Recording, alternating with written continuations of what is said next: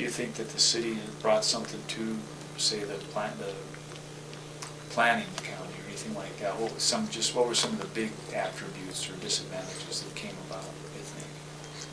None that I can think of. It worked out. I mean, there was a lot of infighting going on at that time, but I have to admit that it was a good deal. Yeah. Now, you were involved in Little League. Right. Now, what periods were you doing that? Oh, I don't know. From the time Terry was, I was there for about 15 years as a coach, and then I was the league president for I don't know how many years. So before we get into that, how many kids do you what's your wife's name? Nora Lee. Nora Lee? Nora Lee, what was her maiden name? Sullivan. Nora Lee Sullivan. Yeah. And you and Nora Lee, when did you get married? In 1950. 1950. Where did you get married? Up in the IC church. IC is? Immaculate Conception. Okay, was Nora Lee from the west side? Mm-hmm. So that was her parish as well as yours? Right. So how many kids did you and Nora Lee have? 8. And what are their names? There's Terry, Colleen, Sean, Kevin, Dennis, Clancy, Pat, and Brian. Brian? Mm-hmm. So having the kids, is that what caused you to get into Little League? Yeah. Mm-hmm. Was there a Little League before you got involved? Yeah, it was going at that time. So how old was the first one you had in Little League when you got started? He'd be 8. He was 8? Mm-hmm. So did you get all your kids through the Little League? Yeah. Mm-hmm. And that took you about 15 years? Yeah. So how was Little League organized here in Butte in those years? Well, there was 4 or 5 Little Leagues. It started out here with the Mile High. I think that was the original one. And then Longfellow was kind of a spin-off. And then McQueen started a Little League, and then the west side, they started a Little League. So it actually is 4 going at that time. And what was the name of yours? Mile High. Mile High. How many kids were in it? God, I don't know. It was all the kids from this side of the flat. Was there hundreds? Oh, yeah. There was much for kids to do in those days. If you lived out by the country club or something, they usually had bikes or they had access to the country club. But live in this area, they stayed pretty close to home. Kids didn't run around like they do now. So how many games would a kid play in during the summer? Oh, probably a dozen. A dozen. Mm-hmm. And so you'd have play inside each league, and then the leagues would play each other? Yeah, it was strictly playing within your own league. But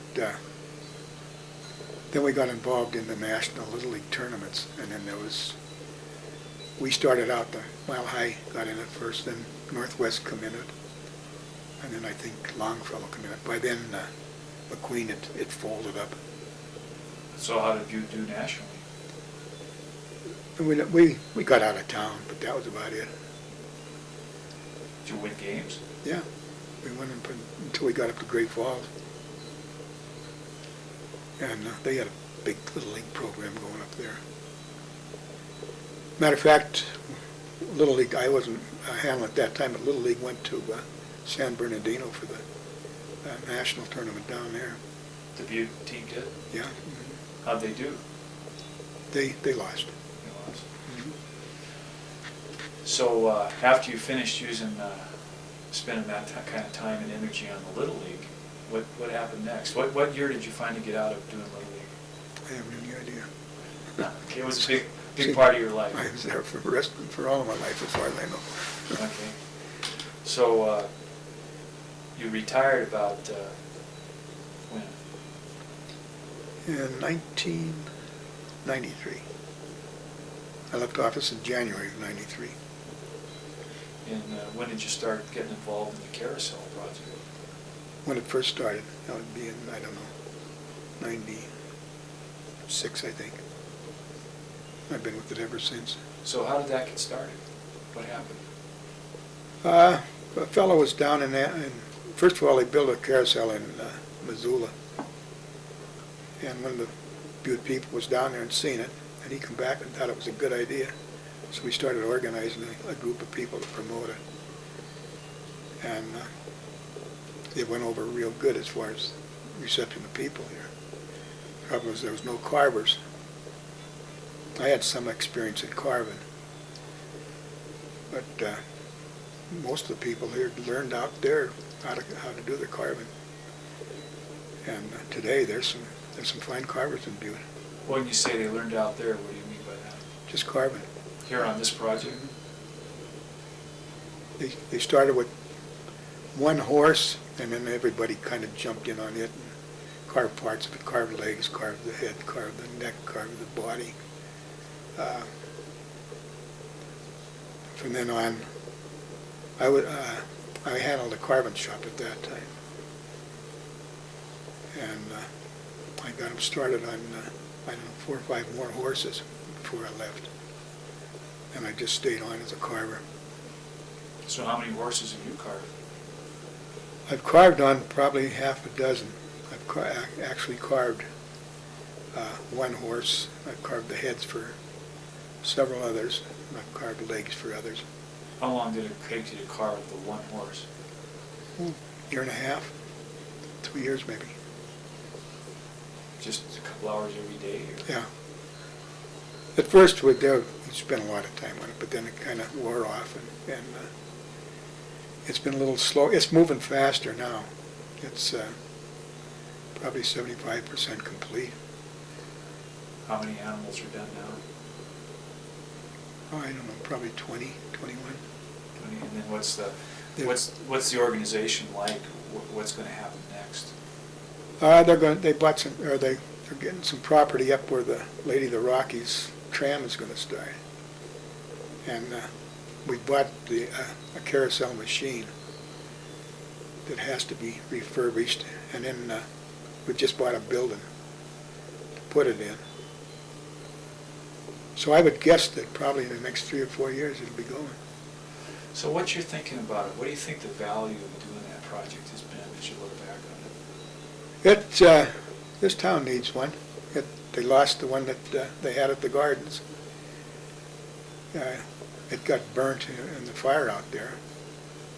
They're speculating who started the fire, whether it was the Anaconda Company or they claim it was started by a faulty wiring system, but there's another number of stories about it that nobody can prove anything. But why does the town need one? I mean, what's the value of a carousel? I think there's a lot of sentiment towards it, and there's no question in my mind that it'll go, especially being located where it's at. That hill is going to, or that tram is going to draw a lot of people to Butte, right up to the Lady of the Rockies, and there's kind of a little park there. They wiped out a whole park when they started mining up there, and there's no question in my mind that it'll go. It just kind of is a centerpiece for a park Right. for people. What did Nora Lee's father do? He was a timekeeper on the hill. So he was a timekeeper, and your grandfather was a timekeeper too. Mm-hmm. And what's a timekeeper do? He keeps the time of the people working on that particular mine. So they come on shift and they just punch in a card. Yeah. And so he's not the same Sullivan who had Sullivan Brass. That's a different Sullivan. No, they're 2 different Sullivans. And what part of Ireland was Nora Lee's family from? They were from Kerry, I think. They ran us out of Kerry. The Sullivan clan did. I don't know. That's just an in-house joke with us. And does Nora Lee have any brothers or sisters? She's got 2 sisters. They're both in Spokane.